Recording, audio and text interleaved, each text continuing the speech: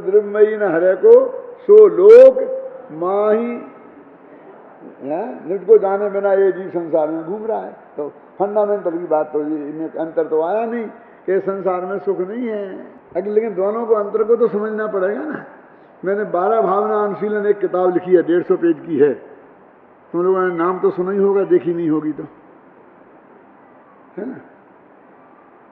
वो पढ़ने लायक है। उसमें 2000 वर्ष में जितनी भी 12 भावनाएं लिखी गई, उन सबको तो हम नहीं समेट सकते थे क्योंकि बहुत हैं। लेकिन उसमें हमने इस दृष्टि से विचार किया कि स्टाइल कितनी कितनी है। स्टाइल का मतलब क्या? एक ही लेन पे यदि 1000 भावनाएं लिखी गई तो हमने एक ही भावना से काम चला लिया, उनको हर एक का उल्लेख नहीं किया। लेकिन यदि स्टाइल बदल गई तो उस भावना का उल्लेख अलग किया। बदल गई माने कैसे? जैसे यही बातें हुई ना, एक कहता है लोकाकाश में जीव घूम रहा सुख नहीं, और दूसरा कहता सर्वद्रव्यमयी लोक। समझ गए ना। ऐसे संसार भावना में कुछ लोग संसार भावना में और लोक भावना में अर्थ ही नहीं समझते। संसार माने वही संसार में जीव घूम रहा है अनादिकाल से, तो संसार माने 3 लोग। और आत्मा का विकारी परिणाम है संसार। समझे ना। जहां अलग अलग दृष्टिकोण आए हैं उनमें उनको वहां अलग प्रस्तुत अवश्य किया गया है कि ये यहां एक इस तरीके से कहते हैं। तो वो सारे दृष्टिकोण जो 12 भावनाओं में आए हैं 2000 वर्ष में, वो सब आपको एक जगह उपलब्ध हो जाएंगे। तो आप समझ लीजिए कि आपने वे सारी 12 भावनाएं पढ़ ली। बाकी तो रिपीटिशन मिलेगा ना बाकी भावनाओं में। तो समझे ना। जैसे देखिए राजा राणा छत्रपति हातिम के असवार और जयचंद छाबड़ा की 12 भावना पढ़ो। द्रव्य दृष्टि कर सर्व थिर और पर्याय थिर है कौन, द्रव्य दृष्टि आपा लखो पर्याय नए कर गुण। अब बोलिए कहाँ है? दोनों बातों में कितना फर्क है? वहां तो अकेले मरने की बात है। राजा छत्रपति हातिम के असवार सब मरना, सबको एक दिन अकेले मरने का नाम अनित्यता है। यदि मरने को छोड़ दें तो बाकी अनित्यता कहीं कुछ है नहीं। क्यों? मरने का नाम अध्रुवता है। क्यों? अकेले एक मरने की बात पकड़ के बैठ गए तो, और एक तो कहते हैं, दो ही पक्ष सामने रखते हैं कि आत्मा नित्य भी है और अनित्य भी है। द्रव्य दृष्टि से नित्य है, पर्याय दृष्टि से अनित्य है। द्रव्य दृष्टि को प्रधान मुख्य रख दो, पर्याय न्याय को गौण कर दो, तुम्हारा काम हो जाएगा। जिन्हें पूरा मोक्ष मार्ग बता दिया। जब आज से 40 साल पहले हमने ये बालबोध पाठमाला बनाई तो हमने उसमें पहले हर जगह राजा राणा ये बाली भावना भूजा दास जी की ही रखी जाती थी, तो सबको यही कंठस्थ थी। और हमने जयचंद छाबड़ा की भावना रखी क्योंकि हमने सब भावनाएं उस वक्त छान मारी थी। समझे ना। हमको ये बहुत बढ़िया लगी तो हमने वो भावना रखी।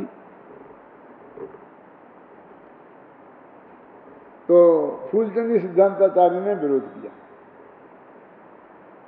मीटिंग में कि आपने सब ये क्यों किया, ये क्यों बदल दिया? क्या बदला? क्या है?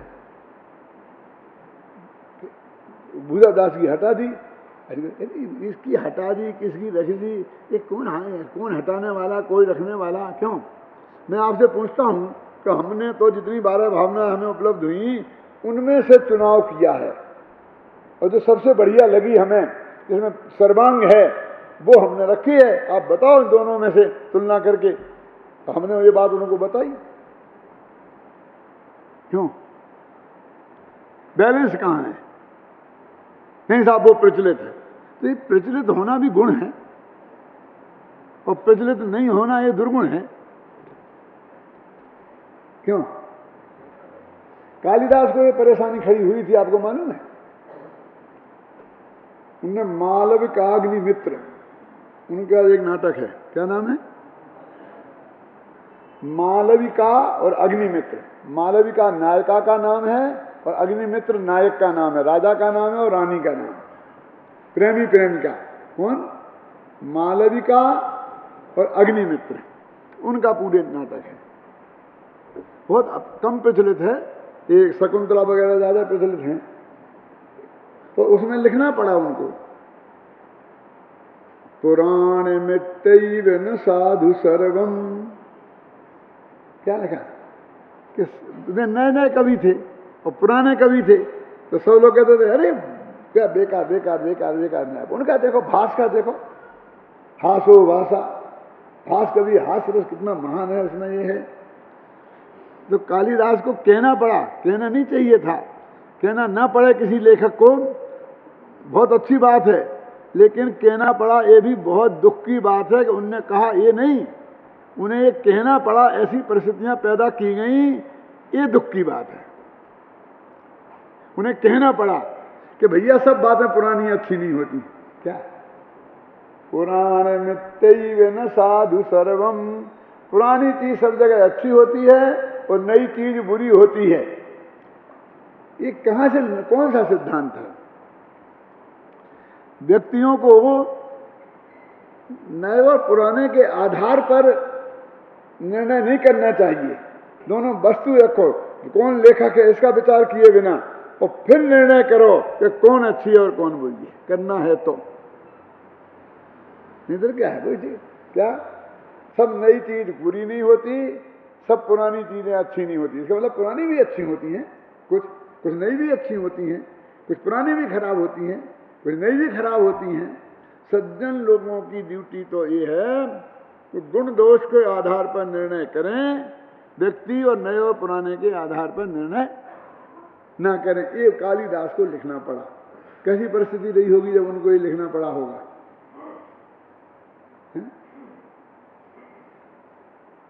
माह कवि जैसे कवि को, जो सबसे महान कवि माना गया, उपमा कालिदासस्य भारवे अर्थ गौरवम दंडिनः पद लालित्यम माघे संति त्रयो गुणः। कालिदास की उपमा बढ़िया है। भारवी का में अर्थ गौरव, माने थोड़े में बड़ी बात कह देना, छोटे कम अक्षरों में ज्यादा बड़ी बात कह देना, ये भारवी में अर्थ गौरव है। और दंडी कवि जो है ना, उसमें पद लालित्य, बहुत बढ़िया पदावली है उनकी, सुंदर। और माघे संति त्रयो गुणा, माघ में तीनों गुण हैं, ऐसी प्रशंसा की। उस माघ कवि को भी लिखना पड़ा। क्या लिखना पड़ा बोलो, कौन बताएगा? कालम हियम निर्वधि विपुला च पृथ्वी। ये कोई यहां की गप्पे नहीं मार रहा हूं, तुम्हारे विद्यार्थियों के बहुत काम की चीजें हैं ये। क्या लो, नोट लिख लेना। कालम हियम निर्वधि विपुला च पृथ्वी। क्या अर्थ है इसका? काल अनंत है, निर्वधि, कालम ही निर्वधि अनंत है, और विपुला च पृथ्वी, पृथ्वी बहुत बड़ी है। इसमें क्या हो गया ऐसा? कौन सी गजब की बात लिख ली जो आपने समय सार की गाथाओं के बीच में इसको डाल दिया? क्यों पुरुषोत्तम बाबू, क्या गलत गजब, क्या है इसमें? काल अनंत है हम नहीं जानते हैं, और पृथ्वी बहुत बड़ी है हम नहीं जानते हैं। जरा प्रसंग को देखो तो इसका अर्थ समझ में आएगा, वैसे नहीं आएगा। वो कहते हैं कि मैं बहुत बढ़िया काव्य लिख रहा हूं, लेकिन दिक्कत यह है कि राजा लोग, प्रभावशाली लोग हैं, पैसे वाले लोग हैं, इन्हें तो फुर्सत नहीं है मनने की। साधारण जनता घृत लवण तेल तंडुल वस्त्रेंद्र चिंता सततम, घी नौन तेल लकड़ी में फंसी हुई है, उसको बेचारे को हमारी बात सुनने की फुर्सत नहीं है। और जो विद्वान लोग हैं ना, ये जलते हैं हमसे। क्या लिखा? विद्वांसा मत्सराग्रस्ता प्रभवा इसमय दूषिता। विद्वान लोग तो मत्सर से ग्रस्त हैं। समझे, मत्सर समझते हैं ना, डाल। और प्रभवा इसमय दूषिता, ये प्रभावशाली लोग हैं, ये घमंड में मरे जा रहे। ये तो आशीर्वाद देने की मुद्रा में रहते हैं हमेशा। क्या तुरवा इसमय दूषिता, और बाकी के घृत लवण तेल तंडुल, बेचारे गरीब लोग उसमें फंसे हैं। तो जीर्ण मंगे सुभाषितम, ऐसा लगता है कि हमारे अंदर जो सुभाषित हैं, मैंने बहुत बहुत बढ़िया बातें जो हम जानते हैं, वो हमारे साथ ही मर जाएंगी। जीर्णम अंगे सुभाषितम, मैंने जीर्ण हो जाएंगी, अंगे माने शरीर के साथ, क्योंकि जो शरीर हमारा जीर्ण होगा ना, क्यों तो ये भी जीर्ण हो जाएंगी, हमें भूल जाएंगे, मरने के पहले भूल जाएंगे कि बाद में भूल जाएंगे।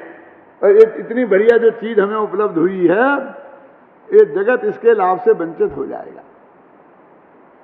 जो ये कह रहे कि फिर तुम क्यों लिख रहे, जो तुम ये जानते हो, तो उसके जवाब में वहां कवि ने लिखा कि काल अनंत है, अकेले अभी अभी के लोग मत्सरग्रस्त हैं। क्यों? ये विद्वान, आज के विद्वान हमसे जलते हैं, आज के प्रभावशाली लोग जलते हैं, भविष्य के विद्वान तो हमसे नहीं जलेंगे ना। टोडरमल जी के जमाने में टोडरमल जी के भी प्रतिद्वंदी तो रहे होंगे ना, क्यों? जलने वाले लोग रहे होंगे ना। अरे उनसे जलने वाले तो ऐसे रहे कि उनकी जान भी नौबत आ गई। वो जलने वाले ही लोग थे, और उन लोगों में अकेला श्याम तिवारी नहीं था, अजैनी नहीं थे, जैनी भी थे। बताऊं जैनी कौन थे? एक किताब है जो गवर्नमेंट ने छपाई है, बुद्धि विलास उसका नाम है, बखतराम शाह की किताब है वो, जो टोडरमल जी के मरने के 3 साल बाद लिखी गई। वो बखतराम शाह, बुद्धि विलास किताब का नाम है ना। जिस आदमी ने लिखी वो टोडरमल जी का समकालीन था, प्रतिद्वंदी विद्वान था, वो 20-पंथी विद्वान था, सामने वाली पार्टी में मंत्र तंत्रवादी।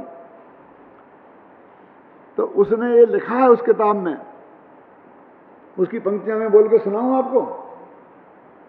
गुरु तेरह पंथन को धर्मी, टुगडर मल्ल नाम साहमी। 13 पंथियों का गुरु, जैनियों का नहीं, टोडर मल्ल नाम का साहूकार, धर्मात्मा। गुरु तेरह पंथन को धर्मी, टोडर मल्ल नाम साहनी। भूप ताहि मार्यो क्षण माही, गाड़ो माध्य गंदगी ताही। उसको राजा ने एक क्षण में मरवा दिया और गंदगी में गड़वा दिया। ये लिखा, ये कब लिखा? 1827 में। टोडरमल जी कब मरे? 1824 में, 3 साल बाद ही। बहुत ताजी घटना है, उस आदमी ने अपनी आंखों के सामने देखी थी। और फिर जो लिखा है वो गजब का है कि हे भव्य जी, वो तुम जानते हो ये टोडरमल जी क्यों मारा गया? क्योंकि ये मंत्र तंत्र का विरोध करता था। समझे ना? ये देवी देवताओं का विरोध करता था, उन्हें पूजने को मना करता था। समझे आप? वो सारी बातें लिखी जो 13 पंथियों की हैं, इसकी वजह से मारा गया। यदि तुम चाहते हो कि तुम नहीं मारे जाओ, तो तुम मंत्र तंत्र की साधना करो, देवी देवताओं को पूजो। ये सब लंबा चौड़ा उपदेश उसने उसके बाद में दिया। माने उसे भी बहुत खुशी भई थी कि चलो हमारा एक प्रतिद्वंदी खत्म हो गया। तो टोडरमल जी से भी जलने वाले बहुत थे। आज का जमाना तो बहुत अच्छा है, इस लेवल के जलने वाले नहीं हैं, और होंगे तो इस लेवल की उनकी कसाय नहीं है, और कसाय होगी तो ऐसा मूर्ख कोई राजा नहीं है जिसे भड़का करके वे गंदगी में मरवा के गंदगी में गलवाने। परिस्थितियां वैसी नहीं हैं, कसाएं वैसी हो सकती हैं। तो ये बात उसने लिखी, क्या लिखी कि बहुत आगे भविष्य में आएगा। अब आज टोडरमल जी लिख के गए मुख्यमंत्री का शक, तो नहीं लिखते तो आज हम क्या करते? अरे भविष्य बहुत बड़ा है, इसको पढ़ने वाले बहुत मिलेंगे। क्यों? तो मां कवि कहता है मेरे काव्य में दम होगी तो भविष्य बहुत बड़ा है, इसको पढ़ने वाले बहुत मिलेंगे। मैं चिंता नहीं करता हूं अभी कोई नहीं है तो। और पृथ्वी बहुत बड़ी है, यहां नहीं मिलेंगे जयपुर में नहीं मिलेंगे तो जोधपुर में मिलेंगे, जोधपुर में नहीं मिलेंगे तो बंबई में मिलेंगे, बंबई में नहीं मिलेंगे तो आप समझिए ना अमेरिका में मिलेंगे। अब अर्थ समझ में आया ना। कालो ही हम निर्बधी विपुला च पृथ्वी, इस शब्द का अर्थ समझ में आया कि नहीं? काल अनंत है और पृथ्वी बहुत बड़ी है। सामान्य तरीके से लगता है साधारण सी बात कही है, लेकिन जब आगे पीछे का प्रकरण पढ़ो और जिस प्रकरण में उस कवि ने ये बात कही है ख्याल में आई ना, तब आपको उसका अर्थ ख्याल में आएगा। इसलिए भाई ये लिखना कोई एक काल के लिए थोड़ी होता है। अकेले सामने वाले हैं, बोलना एक समय के लिए हो सकता है, लेकिन भाग्य की बात आज तो ऐसी है कि बोलना भी अकेले तुम्हारे लिए नहीं हो रहा है।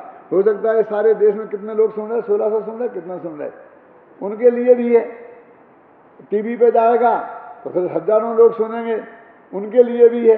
कैसेट और सीडी बन गई और आप ले जाओगे तो कल भी सुनोगे, परसों भी सुनोगे, लंबे काल के लिए।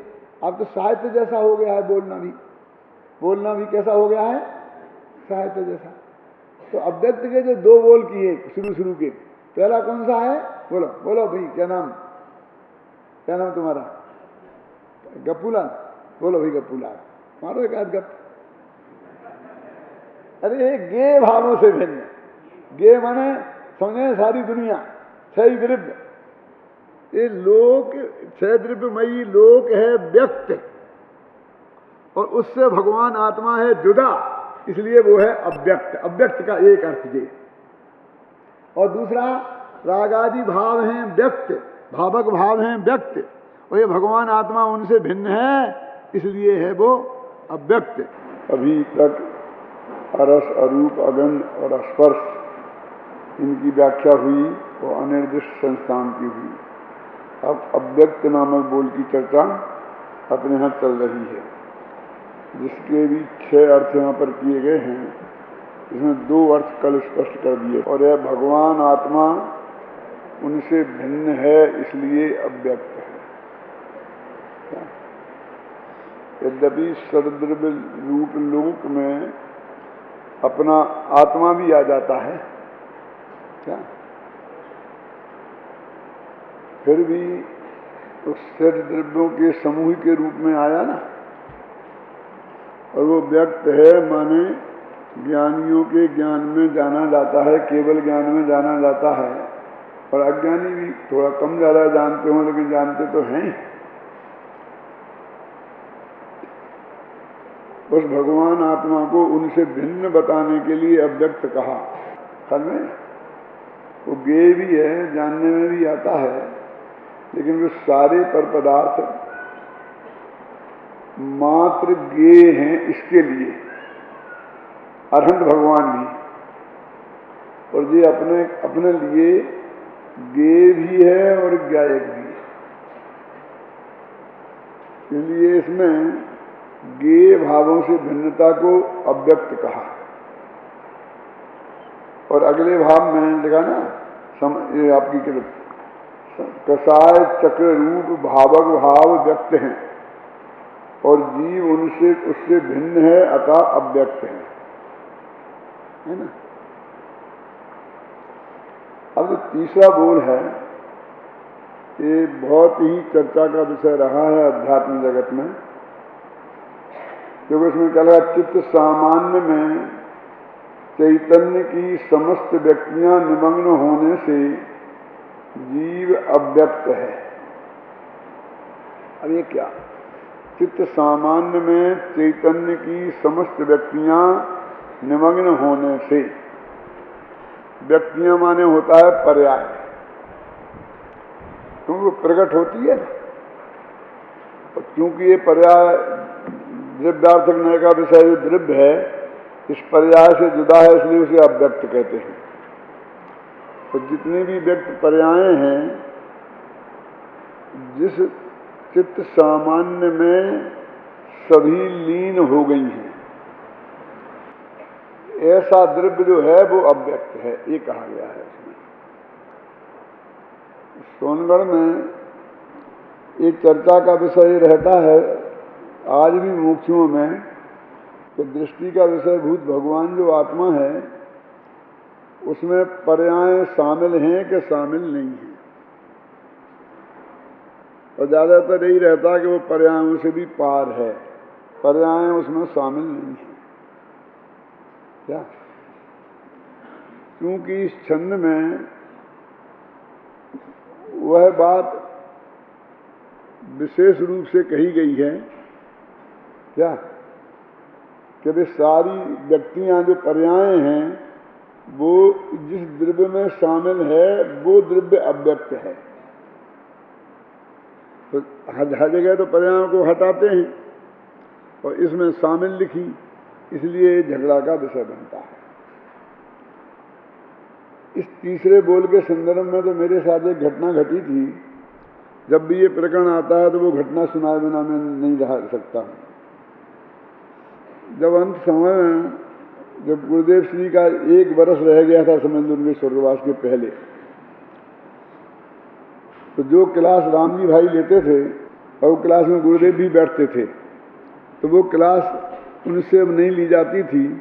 तो पहले साल तो वो लालचंद भाई को दी गई थी, लेकिन वो असफल हो गए, तो दूसरी साल मुझे वो क्लास दी गई।